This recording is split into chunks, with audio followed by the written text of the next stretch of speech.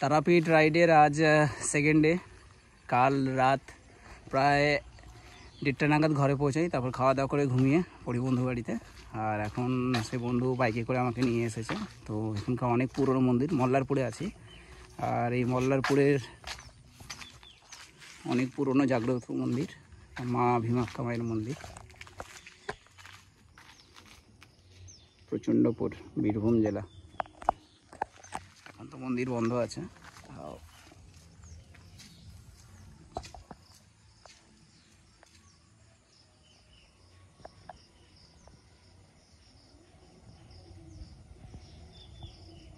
মন্দির এটা,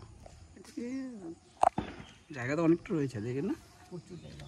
হ্যাঁ, থাকে নাকি এখানে হয় যে মৎস্য খাওয়ানো হয় ভিতরে, যেমন মৎস্য টচ্ছ হয় না, মৎস্য বলতে তারা জানো তো? না, মৎস্য বলতে সে হয় না, সে খিচুড়ি টিচুড়ি খাওয়ায়, অনেক লোক ডাকে। আচ্ছা আচ্ছা, বুঝলাম।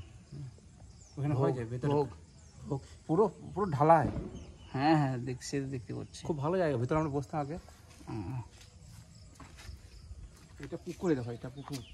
হ্যাঁ, সামনে ওই দিঘি, পুজোর জল টল ই করার, তাই তো? হ্যাঁ। হুম।